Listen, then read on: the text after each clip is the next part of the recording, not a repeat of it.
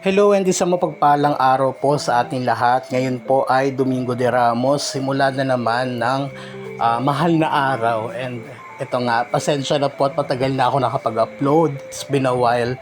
My previous upload was also about repainting a religious image. And ngayon naman tayo ulit ay magpipinta ng isang puon, which is itong ulo ng Santa or ng female na image or ng mahal na birhen.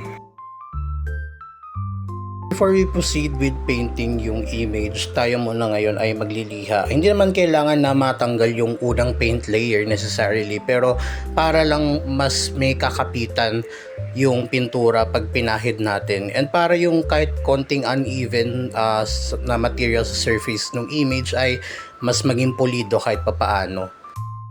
Ngayon naman po tayo ay maghahalo ng skin tone para sa image. So gumamit tayo dito ng puti, ng dilaw, ng pula to make yung parang pink na tone. Pero para mas maging olive yung color niya and para mas mag-tone down siya and maging mas malapit sa skin tone natin, hahaluan natin ng onti lang na green. Ito po palang mga pinturang nakikita nyong ginagamit ko ay hindi sponsored in any way. Pero kung meron kayong ginagamit na sarili nyong paint for your own artworks and sa tingin nyo ay maganda yung quality naman and gusto nyong i-recommend sa akin, feel free to comment them down below para makita ko and matry ko rin siguro hopefully. When it comes sa pagpipaint ng mga santo, ilang pasada to bago natin makuha yung ganitong kumbaga napakakinis tingnan na wala nang kita sa ilalim na yung previous paint layer. So at least mga 2 to 3 times yung papatungan ng pintura to bago natin ma-achieve yung ganitong look.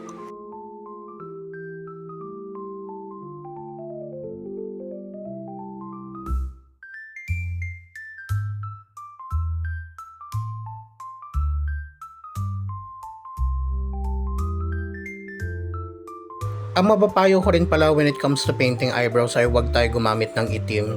I always use a brown kasi mas softer siya and hinahaluan ko pa yun ng konting yellow minsan and ng konting white para mas maging light brown siya, hindi siya sobrang dark. And just like with any other projects na ginawa natin, hindi po natin dapat kalimutan na maglagay ng fixative na spray. So yung fixative na spray na to ay para maprotektahan yung paint surface na in-incarna natin and para hindi siya madaling mabura agad. At dito po nagtatapos ang ating short video for today. Again, maraming salamat po sa panonood at nawa ay magkaroon tayo ng makabuluhang Semana Santa.